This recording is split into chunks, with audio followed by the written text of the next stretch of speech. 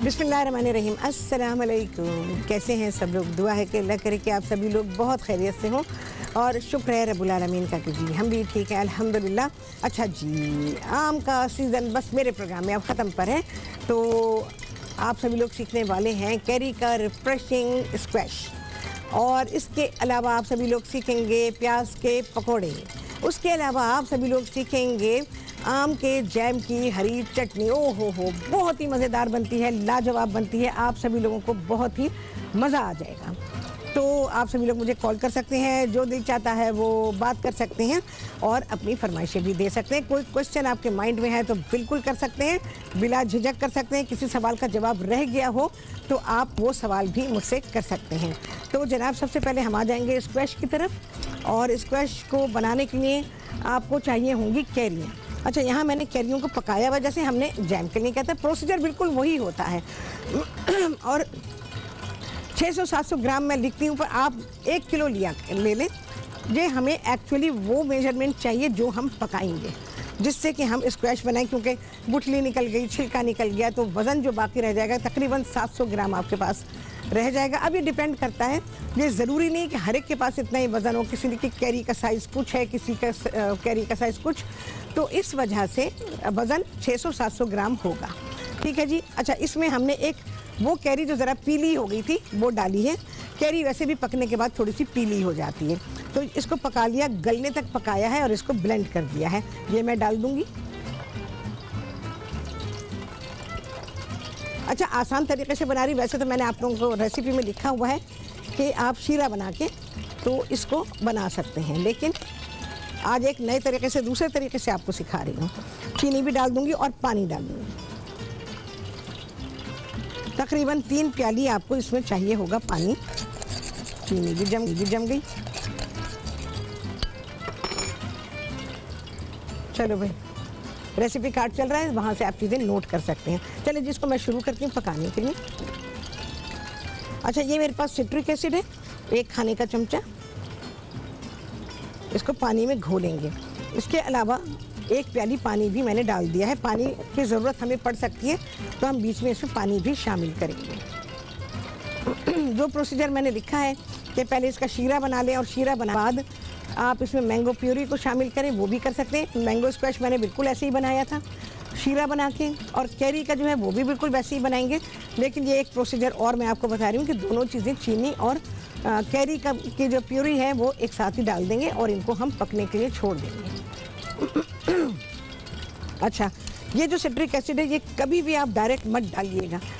बाज़ दफ़ा ऐसा होता है कि सिट्रिक एसिड के जो दाने होते हैं वो घुलते नहीं हैं। इसमें डाल देंगे, हीट लगी, कुछ भी हुआ, कितना भी आपने चलाया, लेकिन बाज़ दफ़ा रह जाते हैं, तो फिर इससे आपकी चीज़ ख़राब हो सकती है और किसी एक जगह से बहुत ज़्यादा खट्टी हो सकती है। तो इसलिए हमेशा उसको पानी में डिज़ोल्व करेंगे। ये मैं पानी में डिज़ोल्व करके ही इसको डालूँगी। थोड़ा सा टाइम लगता है क्योंकि ये देर लगेगी ज़रा इसको घुलने में, जब तक ये पकता रहता है। तो मैं छोड़ देती हूँ, थोड़ी देर के बाद हम इसमें सिट्रिक एसिड को शामिल कर देंगे, जब सिट्रिक एसिड घुल जाएगा। बिना घुले बिल्कुल भी नहीं डालेंगे। इसको छोड़ दिया मैंने यहाँ पर। अच्छा जी, अब आते हैं चटनी की तरफ। चटनी की चीज़ें मैं आपको दिखा देती हूँ। चटनी में जो चीज़ें जा रही हैं उसमें है हरा धनिया है, पुदीना है, तकरीबन आधी गड्डी से ज़्यादा है पुदीना, और 1 गड्डी हमने पूरी ली हुई है हरे धनिया की। अब मैं गड्डी का भी क्या हिसाब बताऊं आपको, गड्डी कभी छोटी हो जाती, कभी बड़ी हो जाती। हमारे यहाँ छोटी गड्डी आ गई, तो बहरहाल ये पूरा 1 कप है मेरे पास हरा धनिया भर के, और पुदीना थोड़ा सा कम है, ज़्यादा लग रहा होगा आपको, लेकिन ये कम है थोड़ा सा। तो इस तरह से हमने ले लिया है इसमें हरा धनिया और पुदीना। तकरीबन 1.5 खाने का चमचा इसमें है नींबू का रस। 2 से 3 जवे डाल देंगे लहसुन के, 1 माइनस कर रही हूँ, ये ज़्यादा है। 2.5 समझ में मोटे वाले लहसुन के जवे हैं। 2 हरी मिर्चें हैं। 1 चाय का चमचा इसमें है कुटी हुई लाल मिर्च। 1 चाय का चमचा इसमें है साबुत ज़ीरा, पिसा हुआ भी डाल सकते हैं, कुटा हुआ भी डाल सकते हैं। अच्छा, इसके अलावा थोड़े से कड़ी पत्ते हैं, छोटे छोटे कड़ी पत्ते हैं, 15-20 होंगे। ये कड़ी पत्ते मैं इसमें शामिल करूँगी। ये मैं पीसने के लिए दूँगी, ये चीज़ें पिस के आ जाएंगी। उसके बाद जो चीज़ें इसमें जाएंगी, फिर वो मैं आपको बताऊँगी कि हम इस चटनी को कैसे फिनिश करेंगे। तो ये चीज़ें हम ब्रेक में दे देंगे, ये पिस जाएंगी, अभी नहीं दे रही मैं, तो ये हम ब्रेक में दे देंगे। ये 2 मिनट पिस के आ जाएंगी। मैं बिलाव जी यहाँ मशीन लगाऊँ, सबको पता है आपने ब्लेंडर के जग में डालना है, इसको पीसना है। जब ये बिल्कुल पिस जाएगा तो उसके बाद फिर हम इसके साथ बकिया काम करेंगे कि इस चटनी को कैसे तैयार किया जाएगा। चलें जी, स्क्वैश जो है वो पकने के लिए तैयार है। रंग बड़ा खूबसूरत है, कोई कलर मैं इसमें ऐड नहीं करूँगी क्योंकि ये कैरी का है। अच्छा, कैरी आम के मुकाबले में बहुत ज़्यादा फ़ायदेमंद है क्योंकि ये खट्टी है, और खट्टी होती है तो इसकी तासीर जो है वो ठंडी है, जबकि आम की तासीर गर्म है।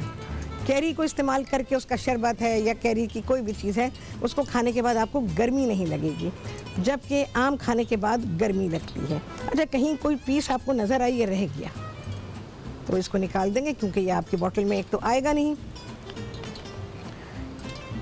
छानना ज़रूरी है, इसको छाने ताकि कोई भी चीज़ ऐसी है या इसमें फाइबर है या थ्रेड्स की तरह से होते हैं, वो अगर है तो वो निकल जाए, क्योंकि स्क्वैश बिल्कुल स्मूथ होना चाहिए। अच्छा, बर्तन क्या इस्तेमाल करेंगे? मैं नॉन स्टिक को इस्तेमाल कर रही हूँ। आप इसमें जैम, जेलीज कुछ भी बनाएंगे, कभी भी एल्युमिनियम का बर्तन इस्तेमाल नहीं करेंगे। स्टील का बर्तन देखभाल के इस्तेमाल करेंगे, क्योंकि स्टील का बर्तन भी कुकिंग के लिए नहीं होता। पानी उबाल सकते हैं, दूध उबाल सकते हैं, कुकिंग नहीं कर सकते उसमें, क्योंकि वो सूटेबल नहीं है कुकिंग के लिए, तो अवॉइड करें। इसके अलावा जो प्रेशर कुकर मटेरियल होता है उसमें आप पका सकते हैं इसको, क्योंकि वो मिक्स होता है।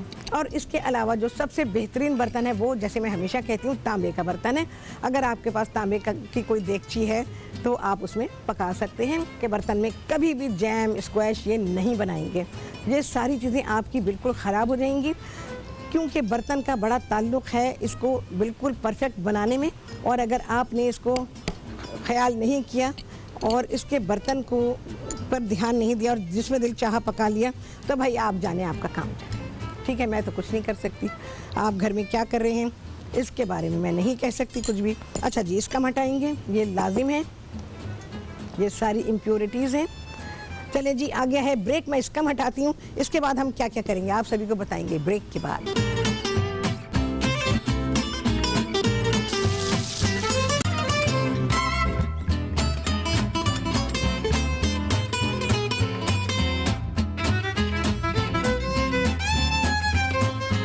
वापसी ब्रेक से, और आप सभी को कहती हूँ बहुत ही खुशामदीद अपने प्रोग्राम में। अच्छा जी, इसमें मैं सिट्रिक एसिड डालूंगी, थोड़ा पानी भी डालूंगी। मैं रोक के बैठी हुई थी कि जब हम ब्रेक से वापस आएंगे तो फिर मैं आपके सामने ही इसको शामिल करूँगी। ये जो सिट्रिक एसिड 1 खाने का चमचा था, तो तकरीबन 2-3 खाने के चमचे पानी में डिज़ोल्व कर लें। ज़रा सा पानी भी डालेंगे भाई, उसको पकने देंगे। अब झाग वाग सब हटा दिए हैं, ये पकता रहेगा अपने आप से, लेकिन इसको अच्छा पकाना बहुत ही ज़रूरी है। निगाह जी कराची से उनसे करेंगे बात। अस्सलाम वालेकुम। वालेकुम सलाम, कैसी शेफ राहत? अल्हम्दुलिल्लाह, आप सुनाएं? बिल्कुल ठीक हूँ। कल बहुत ज़बरदस्त जैम बनाया था, बहुत ज़बरदस्त लग रहा था वाकई में। निगाहत, अगर वो सैंडविच आप खा लेंगी ना, ओ हो, बहुत ही बेहतरीन सैंडविच था। उसके साथ फिर सैंडविच बनाऊंगी, एक और बनाऊंगी, आप देखिएगा इंशाल्लाह। और ना जैम तो बना लिया आपने, जेली बना सकते घर में? जेली बिल्कुल बना सकते हैं। मेरे प्रोग्राम में असल में जेली इतने बहुत अच्छी बनती है, पर प्रोग्राम में उतना टाइम नहीं है, वरना मैं जेली ज़रूर बनाती। इसको टाइम चाहिए होता है क्योंकि हम स्ट्रेन करते हैं, और स्ट्रेन करने के बाद जो भी, वो तो चलो खैर मैं करके रख भी लूँ, लेकिन फिर भी उसमें टाइम लगता है। पूरी कोशिश करूँगी मैं आपको जेली भी सिखा। कोशिश कीजिएगा, आधा आप करके रहेगा ना, आधा हमारे शो में बनाएगा, तो हम लोग जरा सीखे ना, बाहर से लेते हैं तो घर की चीज़ें खाए जाते हैं। बिल्कुल बिल्कुल बिल्कुल, मैं बिल्कुल यही चाहूँगी कि आप ऐसे ही करें। हाँ, कि आपने कल बहुत अच्छा बताया, एंजाइटी के ये घर में बैठे बैठे सब हम लोग लेडीज को बस अक्सर यही सब चला है कि टीवी खोलते हैं तो यही सब चल रहा है। तो ये थोड़ा सुकून मिलता है। अगर आप बोलते हैं तो कुछ ना कुछ रोज डेली बेसिस पे जो है वो इस तरह कुछ ना कुछ बताएगा, तो हम लोग थोड़ा सुन के थोड़ा अपने आप को थोड़ा बिजी रखें। और इस तरह ना लेमन जूस डाल दूं? लेमन जूस है, 3 बड़े नींबू का रस है। हाँ निगाह, अब बोले, अब बोले। मैंने कहा कल आपने बताया था ना ये जो अस्थमा कॉलर की, इसके आपको एंजाइटी और इस तरह का जो भी हम लोग घर में लेडीज होती हैं, तो बिल्कुल बिल्कुल चल रहा होता है कि उससे ये कहा, उससे ये कहा, तो हम लोग आप थोड़ा कुछ ना कुछ रोज बताइएगा ताकि हम लोग इंशाल्लाह। आज भी बताती हूँ, चले आज भी बता रही हूँ, सुनिएगा आप, ठीक है? इंशाअल्लाह अज़ीज़ कोई परेशानी नहीं होगी, सब खुश रहेंगे जिस हाल में भी हैं, लेकिन सब ही अल्लाह के हुक्म से देखिएगा खुश रहेंगे। अच्छा, इसको छोड़ देते हैं, ये पकता रहेगा। आ जाती हूँ मैं, अब जो हम प्याज के पकोड़े बना रहे हैं, इसमें सिर्फ मैंने बेसन को घोला है, पानी के साथ कुछ नहीं डाला।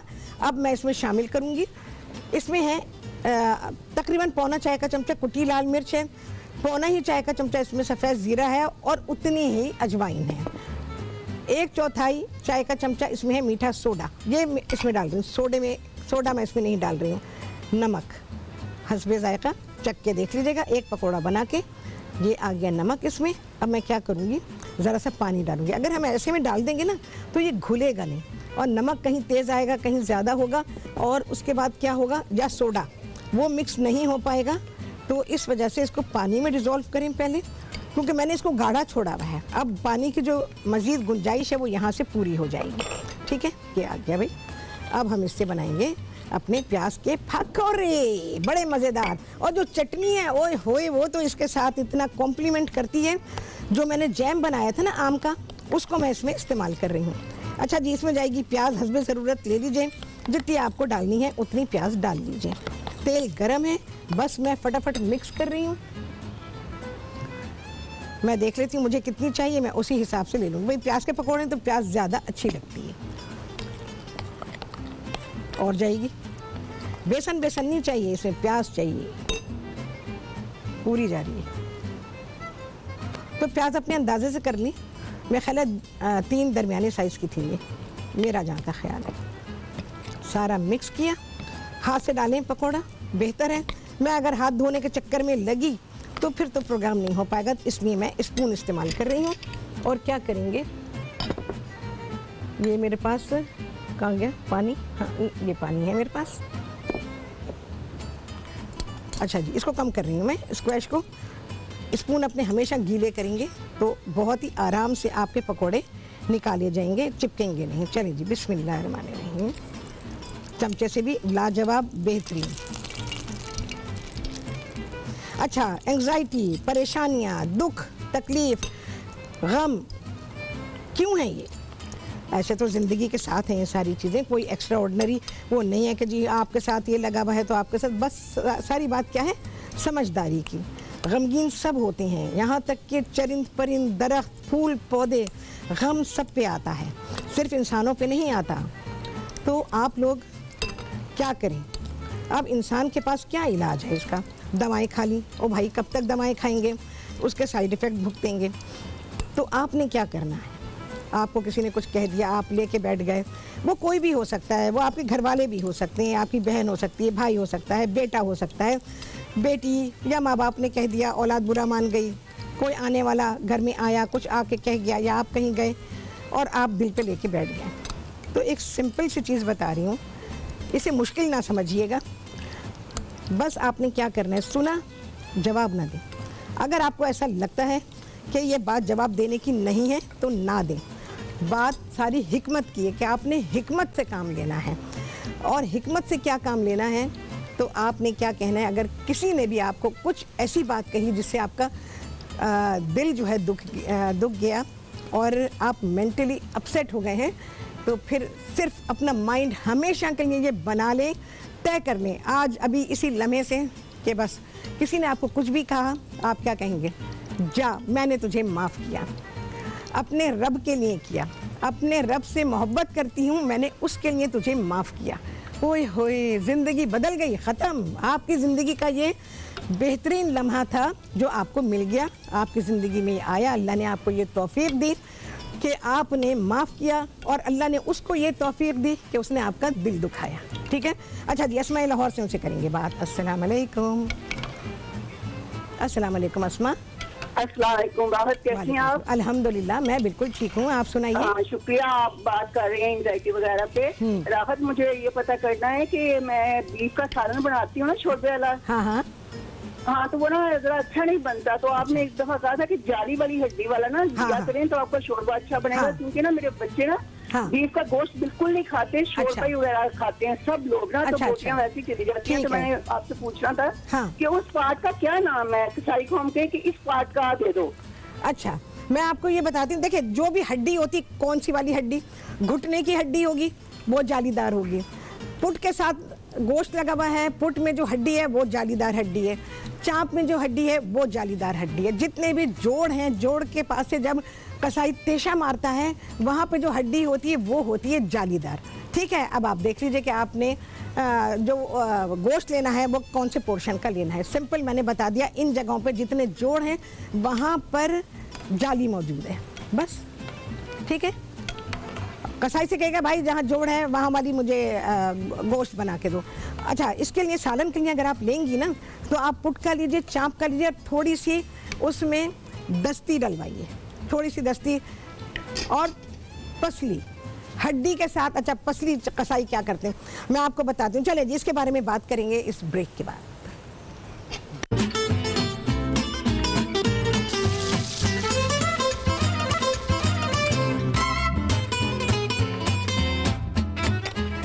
जी, वापसी हो गई है ब्रेक से और आप सभी को कहती हैं बहुत ही खुशामदीद अपने प्रोग्राम में। चले जी, स्क्वैश, ओ हो लाजवाब, बेहतरीन, ज़रूर बनाएं। कैरी बहुत ही फ़ायदेमंद है और आम से ज़्यादा मैं कैरी का फेवर करूँगी। चलिए जी, हमारा हो गया है स्क्वैश। तकरीबन 1/4 प्याली तक इसमें आप डाल सकते हैं। चलो जी, अब आ जाते हैं चटनी की तरफ। बहुत ही अहम है ये, तो इसको ज़रूर सीख लें क्योंकि ये बहुत ही लजीज है। सारी चीज़ें मैंने आपको बता दी थी। जाएगा इसमें नमक, जो आप आम हरी चटनी बनाते हैं बिल्कुल वही है। नमक हमने इसमें नहीं डाला था। लेमन जूस इसमें शामिल है और ये जो मैंगो जैम मैंने बनाया था वो मैं इसमें डालूंगी। ये आपको टेस्ट करेंगे अपने टेस्ट के हिसाब से, खट्टा मीठा फ्रूटी फ्लेवर इसका होना चाहिए। इसको मिक्स करूंगी पकौड़ों के साथ, समोसों के साथ, किसी भी फ्राइड चीज़ के साथ आप इस चटनी को खा सकते हैं। आप चाट बनाते हैं अपनी, गोलगप्पे हैं, चनों की चाट है, दही फुल्की है, उन सब में आप इसको शामिल कर सकते हैं, मतलब उसके साथ इसको खा सकते हैं। चलिए जी, टेस्ट करेंगे। बहुत बहुत बहुत आला, यकीन करें बहुत ही आला है। इसमें फ्रूटी फ्लेवर, इसमें खट्टापन, इसमें मिर्चों की तेज़ी, गार्लिक का हल्का सा फ्लेवर बहुत कॉम्प्लीमेंट कर रहा है। ये ज़रूर बनाइएगा आप लोग। चलिए जी, आ जाते हैं, अब चीज़ें अपनी निकालनी शुरू करती हूँ मैं। ये पकौड़े रखे हैं भाई, पकौड़े 12 महीने इन रहते हैं, कभी भी ये आउट नहीं होते। इन पकौड़ों के साथ तो क्या मज़ा देने वाली है, ओहो, ये आपको अंदाज़ा नहीं है। जब बनाएंगे फिर आप अंदाज़ा कीजिएगा क्या मज़े की चीज़ मैंने आपको सिखाई है। जैम से मैं बहुत सारी चीज़ें आपको सिखा दूंगी, ज़िंदगी आसान हो जाएगी। इतनी महंगी एक बॉटल ख़रीद के लेकर आते हैं। फ्रूट कितना होता है? 10%, 15% ओनली। अपना बेवरेज खुद आप स्टर करेंगे, इसको मिक्स करेंगे। आप अभी इसकी शक्ल देख लीजिए कि इसकी शक्ल कैसी हो रही है, कितनी खूबसूरत। जब आप इसको मिक्स करेंगे तो ये बहुत ही लाजवाब हो जाएगी। इसको ऐसे आपके सामने है। अच्छा, इसमें येलो कलर जो है वो नेचुरल है बिल्कुल, क्योंकि एक मैंने इसमें पक्की कैरी डाली है, बकिया ग्रीन है, सारी ग्रीन है। हाँ जी,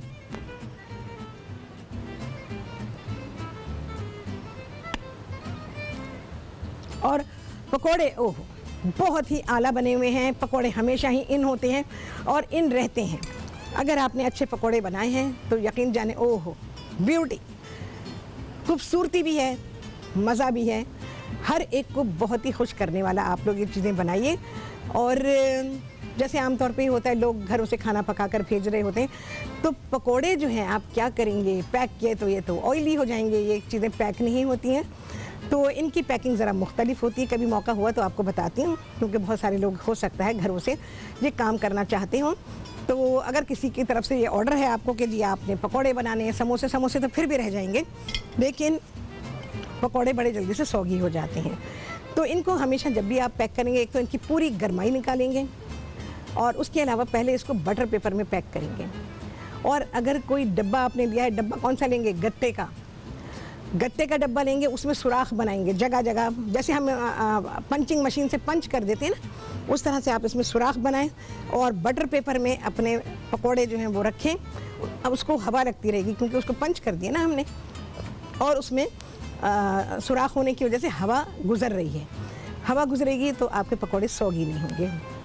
तो इस तरह से आप ये काम कर सकते हैं। ये चटनी बना के दीजिए, ये इसीलिए सिखाइए कि आप जब ये चीज़ें बनाएंगे तो उसके साथ ये चटनी भेजिए, यकीन जाने लोग बहुत पसंद करेंगे और आपकी चीज़ हिट हो जाएगी और इंशाअल्लाह फिर ऑर्डर मिलते रहेंगे आप लोगों को। तो ये काम करें, ख़वातीन करें, मर्द करें, जिसका दिल चाहता है वो करें और बस समझदारी से करें। और दूसरी बात है कि जब भी आप चीज़ तैयार कर लें उसको टेस्ट आप ज़रूर करेंगे। अगर आपने टेस्ट नहीं किया और वो ओके नहीं है, वो खाने के लायक अभी तैयार नहीं हुआ, फिर आप गए। आपने हमेशा उसको टेस्ट करना है। टेस्टिंग के लिए आपका स्पून सेपरेट होना चाहिए। टेस्ट करने के बाद अलग ही उसको रखेंगे और जब भी इस्तेमाल करेंगे या तो नया स्पून करेंगे और या फिर आप उसी स्पून को वॉश करके ड्राई करके फिर आप इस्तेमाल करेंगे। ये मैं सारे तरीक़े आपको बता रही हूँ कि अगर आप कोई काम ऐसा करते हैं, क्योंकि लोगों के पास नॉलेज नहीं है, पका लेते हैं, नॉलेज नहीं है, बहुत सारी चीज़ें नहीं हैं जिसकी बिना पे वो रिजेक्ट हो सकते हैं।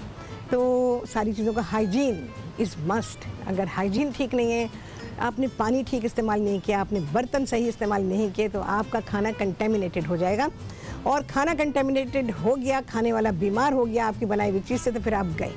बहुत ध्यान रखना पड़ेगा। ऐसा नहीं कि जी हमें तो ये भी आता है पकाना, ये भी आता है, ये भी आता है। पकाना नहीं है सिर्फ, आपको उससे ज़्यादा इन सारी चीज़ों पे ध्यान देना है। चले जी, आ गया छुट्टी दा टाइम। आपसे होने कितने लगे चांद, पहले तो आप चांद गिने।